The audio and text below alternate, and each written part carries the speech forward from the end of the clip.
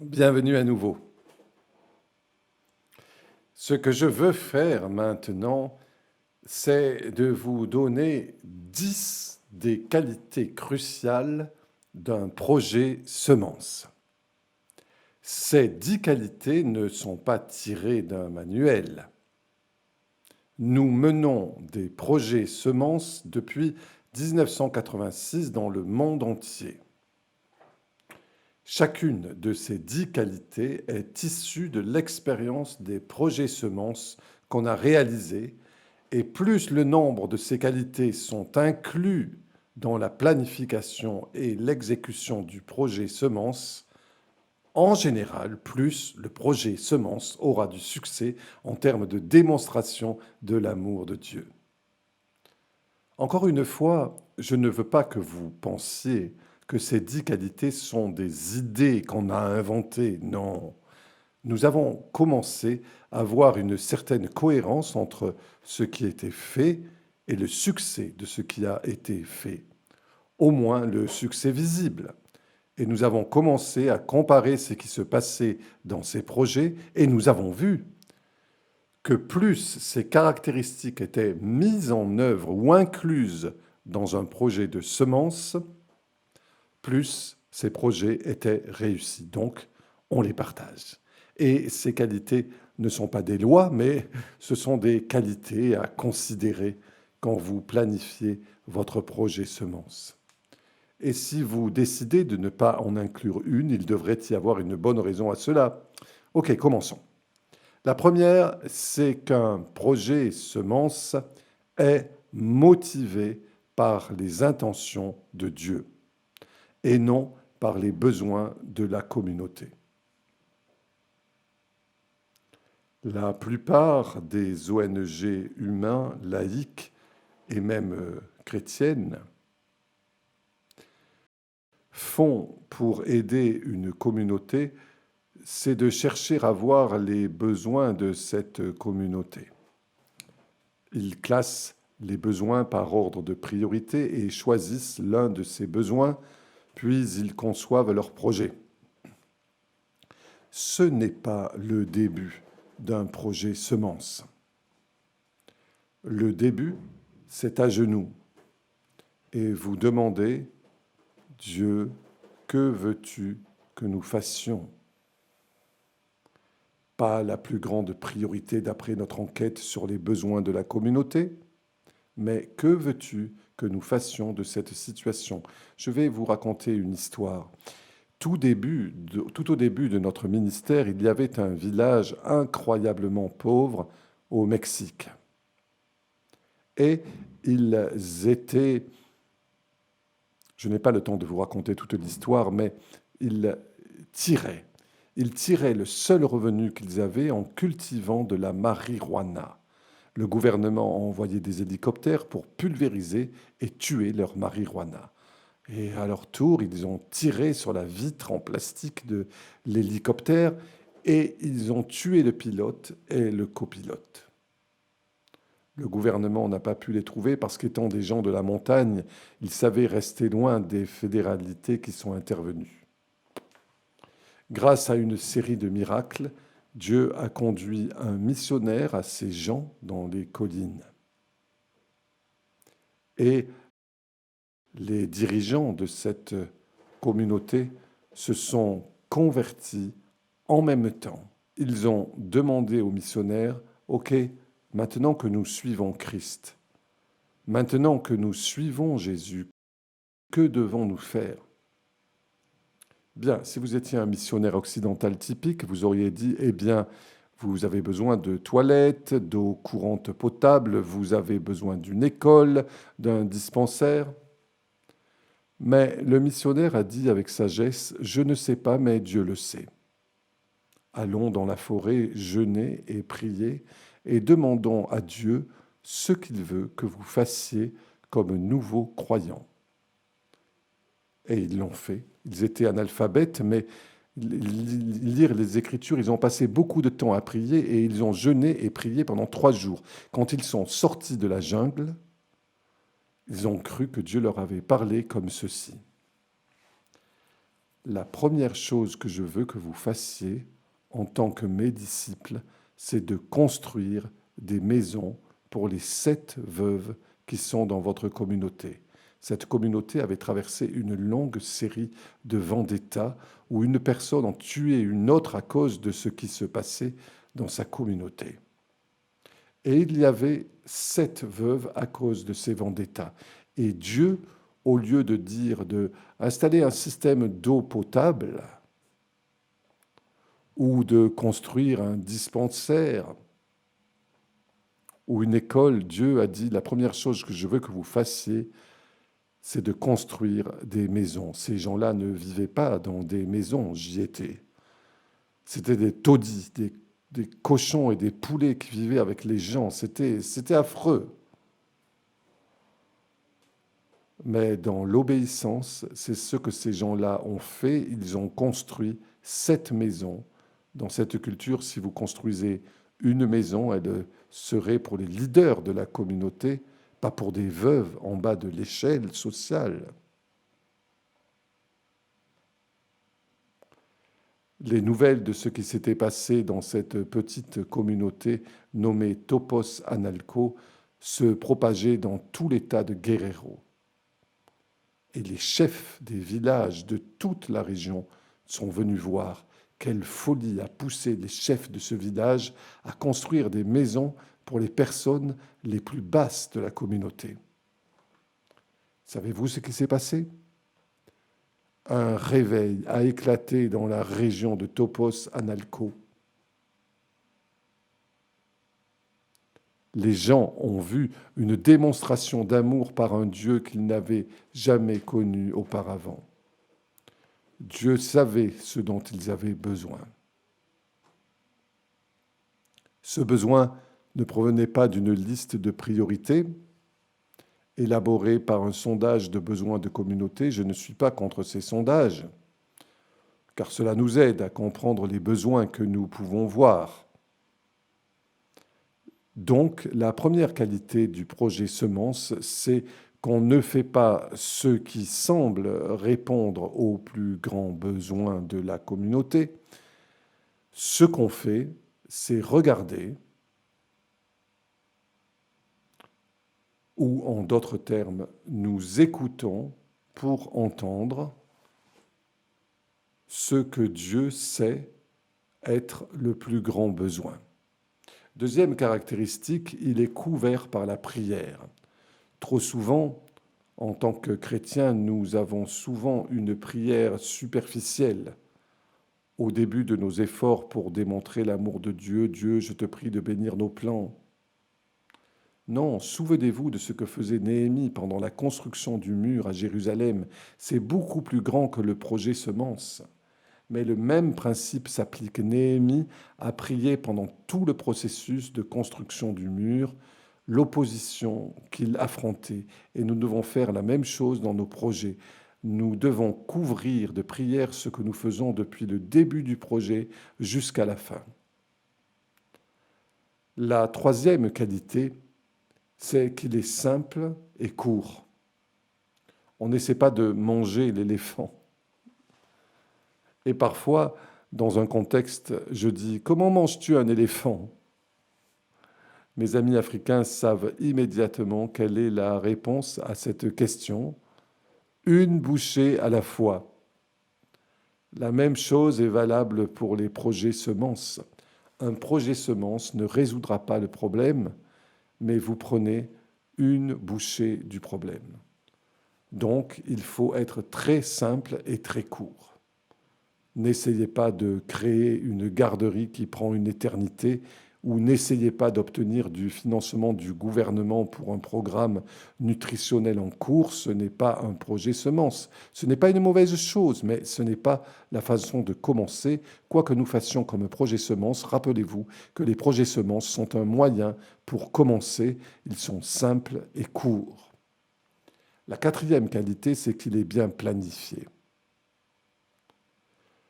L'un des problèmes dans beaucoup d'églises, en particulier celles qui ont une orientation pentecôtiste, c'est que vous avez une bonne idée et que vous allez la mettre en œuvre sans la planifier, sans penser aux ressources nécessaires, à qui va faire quoi, etc., etc. Et le projet échoue souvent parce qu'il n'était pas bien planifié. La cinquième qualité, c'est qu'il est fait avec les ressources locales.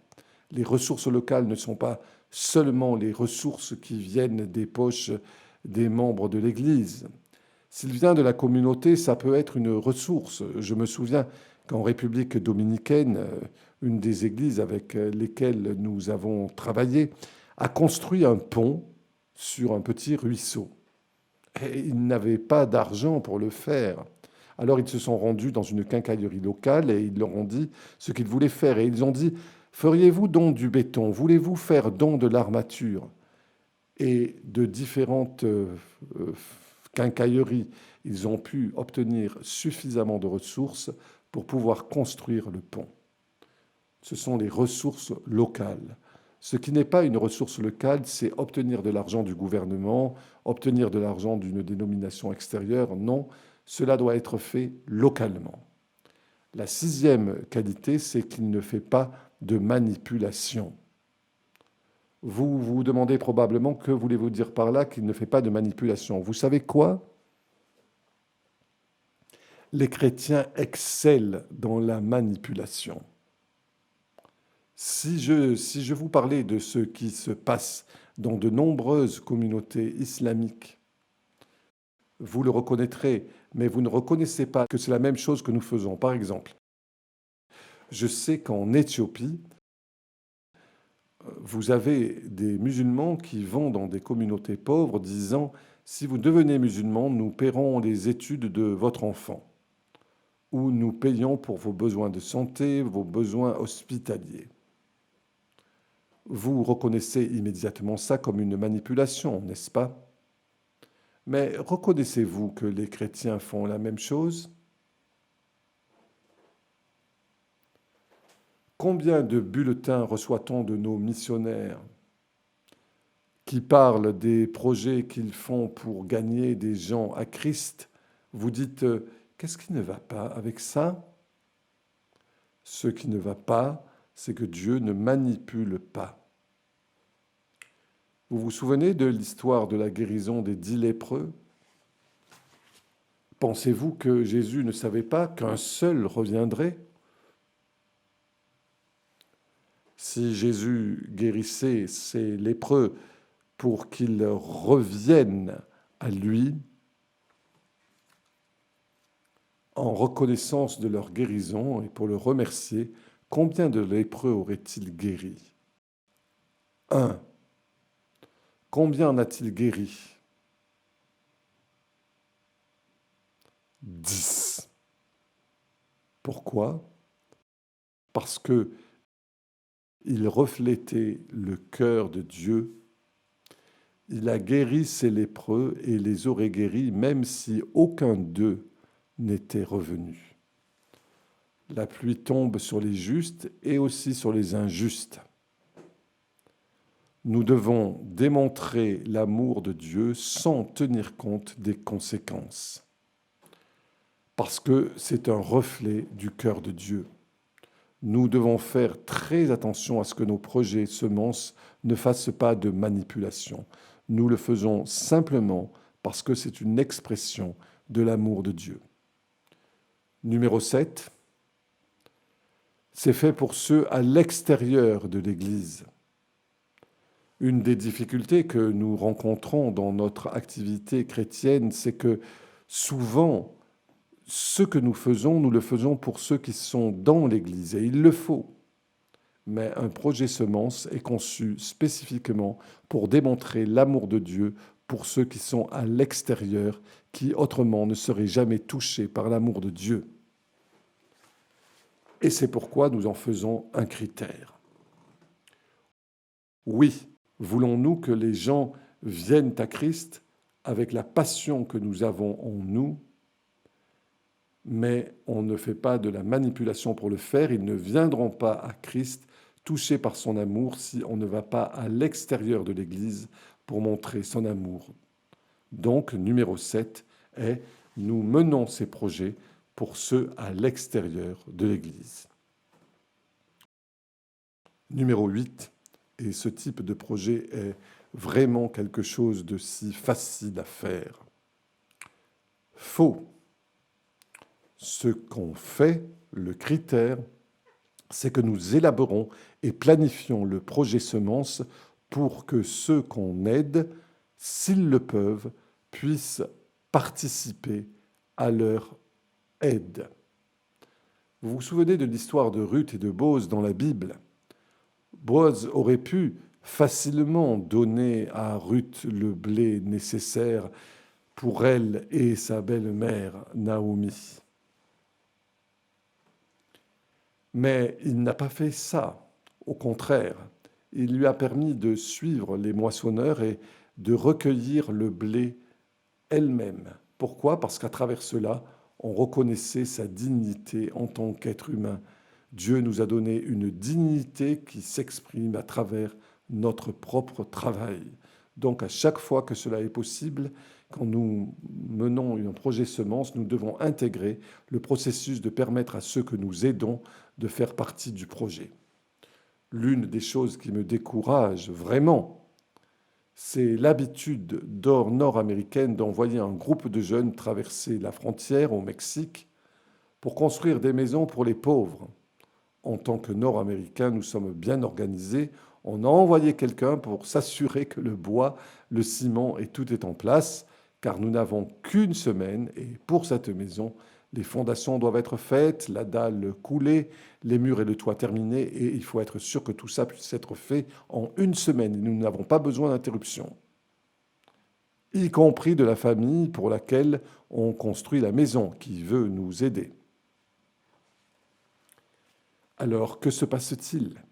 La famille pour laquelle la maison est construite se tient à l'écart parce que les enfants venaient et disaient « Puis-je vous aider? Que puis-je faire ?» En tant qu'Américain, vous dites « Non, non, c'est bon, tout est prévu. » Ce que nous disons vraiment, c'est que nous n'avons pas le temps d'être interrompus dans la réalisation du projet pour qu'on prenne des photos, rentrer et montrer à notre petite église combien nous sommes formidables. Je vous pose une question. Qu'est-ce qui est le mieux? Finir le projet ou donner à la famille la dignité de reconnaître sa capacité à participer à sa propre guérison? Donc le principe, c'est que ceux qu'on aide puissent participer au projet. C'est la qualité numéro 8. Numéro 9. Rappelez-vous la fenêtre des 4 domaines dans lesquels Jésus a grandi en sagesse, physiquement, socialement, spirituellement. Bien, notre projet semence doit essayer d'intégrer les impacts dans tous ces domaines, afin que les gens servis puissent voir l'amour de Dieu pour eux, pas seulement dans le domaine physique, mais en sagesse et aussi dans les domaines social et spirituels. Nous devons planifier intentionnellement un impact holistique. Enfin, quand le projet est terminé, qui reçoit la gloire? Voulons-nous que les gens viennent et nous disent que vous êtes des gens merveilleux? Ou voulons-nous qu'ils disent quel bon Dieu vous avez? Je veux mieux le connaître.